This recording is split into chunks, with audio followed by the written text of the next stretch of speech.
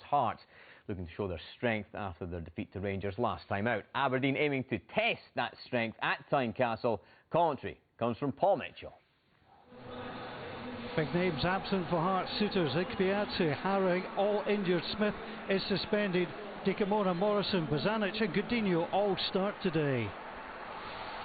Aberdeen have made one change from the side that defeated St Mirren last time out. James Wilson replaces Conor McLennan. So Hearts with a chance with a long throw.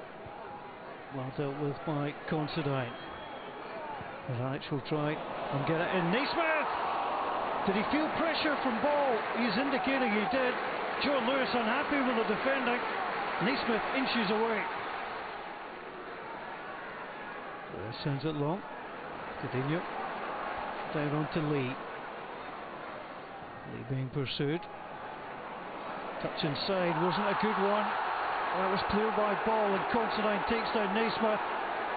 And the yellow card comes out from Kevin Clancy. And Considine says he got the ball, but he certainly played the man. Hearts could take that to the side. Morrison from Lee. Morrison and Jim with a header! It's his first goal in a year and a half, and it's a stunning header from Arnold Jim. Hearts took it quickly. Nobody there to close down Morrison. And that's a terrific header across the goalkeeper. Hearts lead at Tynecastle. Arnold Jim the goal scorer. The start he was hoping for. Aberdeen been under pressure. But it comes touched away. Considine. Nice little head flick on by Dunn. Stephen McLean was in the hunt for this one. Considine was alert. We've been rocking the pinstripes today. Low by Lee. Naismith tangled up with Ferguson, and the referee says penalty. Well, Hearts have had several claims waved away. That perhaps the weakest, and it's been given. Devlin's going to be in trouble with the referee too. But Naismith got into Kevin Clancy, fell by Ferguson, and it's a yellow card for Mikey Devlin. Missed the last one against Livingston. Emphatic this time from Stephen Naismith, and Hearts are 2 ahead. No signs of nerves from last month's player of the month, and Naismith strokes it home. Low. Didn't have a great first half. Sends it for McGinn, trying to inject some pace into Aberdeen, up against Godinho. McGinn cuts inside, he's wrestled away. That's an easy call. No debating that spot kick. And now McGinn flips the ball to Gary Mackay-Steven. That's a poor challenge, and it's a penalty. 3 out of 3. 3 different competitions. Gets his second in the Premiership from the spot. And Gary Mackay-Steven brings Aberdeen back.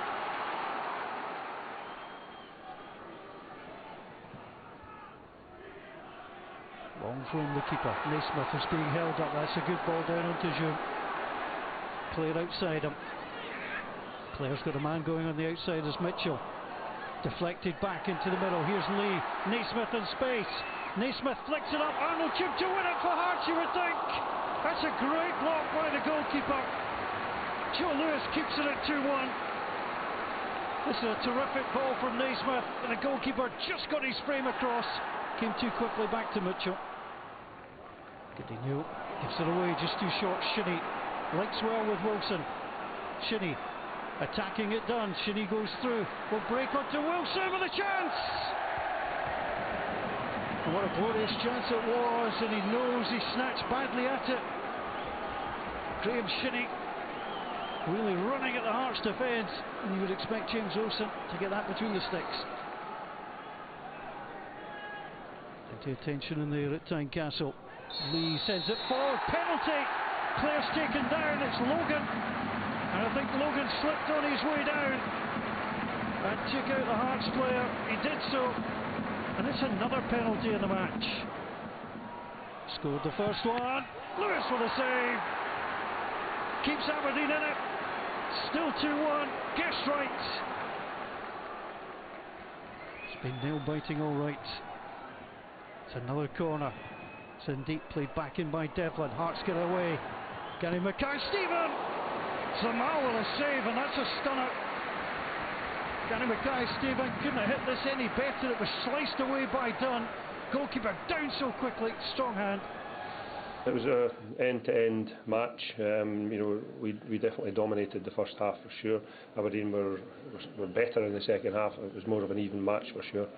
And all in all, it was a good advert for Scottish football. The only positives for my team came in the second half. I thought we at least took responsibility and far more courage to play. Played with more belief, played with more aggression. We played with a higher line. We squeezed the game. And they are influential players in that first half. Naismith and McLean became less of an issue for us. This month coming is going to be the games that we need to go in and get positive results, but I've said before the game that these are the games that both teams will want to think they can win, and today we've shown that we are definitely up for the fight.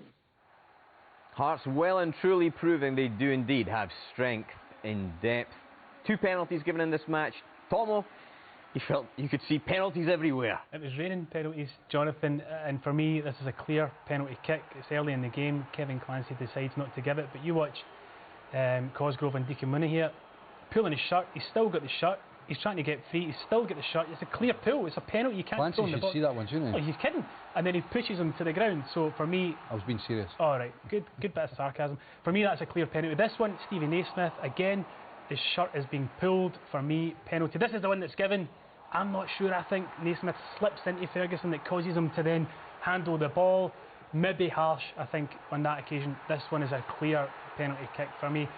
So plenty of kind of contentious decisions. I think Derek McInnes was really disappointed with the one that was given for the Lewis Ferguson foul on Stephen Naismith, and I can understand that one, but really Hearts should have had possibly 2 penalties before that one, and maybe that's why Kevin Clancy decided to then give that one, because he knew that he'd kind of waved 2 before it. Michael, I take it you agree with everything Stephen said? I'm confused as to there was that many penalty claims, but yeah, I mean there was a few more there that could easily been given. The one that I would say with Lewis Ferguson is that, having looked at it a few times, it looked as if he could have been fouled from Stephen Naismith from certain angles, but on the angle from where the referee's looking at it, I can understand why he's given it, because you don't see much of the challenge from Stephen Naismith slipping into him, and it looks as if Lewis Ferguson throws his arm out.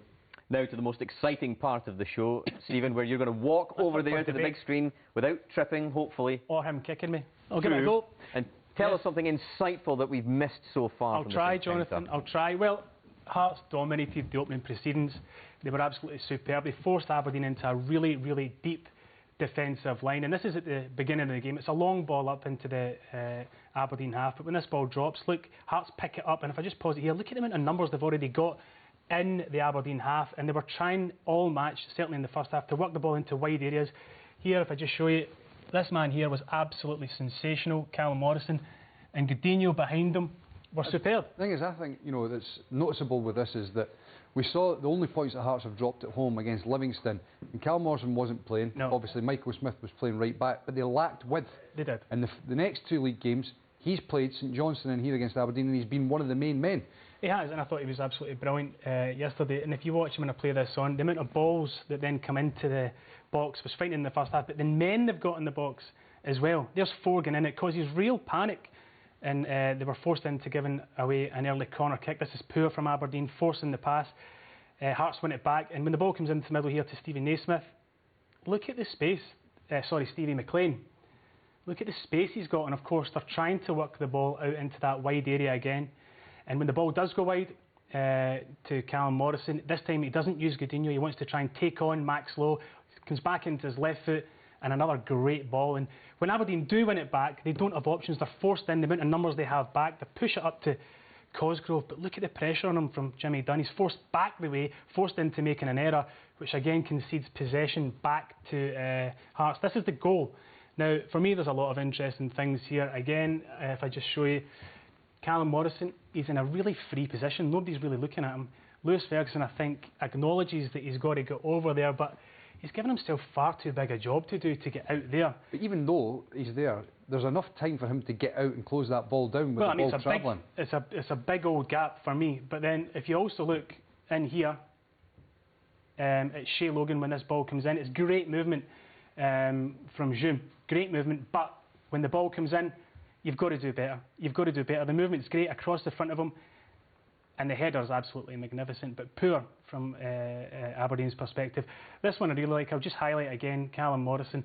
Here he is, here, and I'll keep the tag on him here. He wins the ball back, but his first instinct after he's won it, and this is brilliant football from Hearts, is to just play the line again. Lovely one-touch stuff from Hearts, playing it out wide, and this time on this side, it's Dimitri Mitchell. You can see him here doing the overlap, and again they're getting numbers into the box. They force the ball into wide areas, and Callum Morrison nearly gets on the end of it. Now this is the second half. Aberdeen made changes at half-time.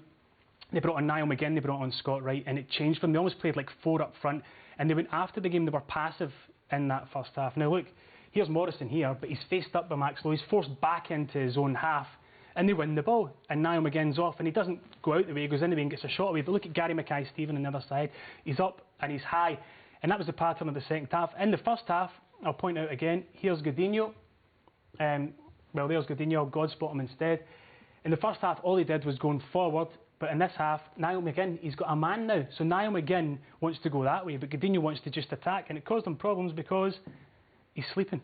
And the amount of times he got in behind Godinho, Niall McGinn, in this second half, when Aberdeen were more expressive and going forward more, was incredible. Not just that, when the ball comes into the box, they've got virtually 4 in there. It was a complete change, and Hearts' creative players weren't able to get forward as much. As I suggested before, he's thinking about what's in front of him, Godinho. He's not thinking about Niall McGinn, who's now on the pitch, and behind him, this is the penalty kick. And as he drives into the box, Godinho, it's a clear penalty. Brilliant from McGinn. And that was the pattern that was emerging. Not only that, you see you've got, Niall McGinn that gets the penalty, you've got James Wilson there, Scott Wright and Gary Mackay-Steven. They're the guys that are getting up and supporting it. And I'm sure the Aberdeen supporters are frustrated that at times Aberdeen away from home, they don't go with that attacking intent, because quite clearly the game was changed in the second half with this. I think a lot of that was to do with how Hearts started the game as well. But as the second half progressed, it was more and more of the same pattern. Hearts weren't able to be as creative as they were in the first half because Aberdeen were being more creative in their own half. Again, out to McGinn. Look at everybody trying to drive into the box. Gary Mackay-Steven coming in at the back. All right, it doesn't really come to anything this time. But they're causing panic, and maybe if they'd started the match in this same fashion, then they might have had a different outcome. I think, again, it's virtually the same pattern again. If you watch this one, look at the desire from the players. They're all trying to make that box, all trying to get the equaliser. Maybe they were unlucky not to get an equaliser, I don't know. Hearts created chances in that second half as well. But for me, on the balance of play, I think Hearts deserved their win, but a lot more positives for Aberdeen in that second half. You know what? I think that was insightful. Thank you. To the lunchtime match from today now.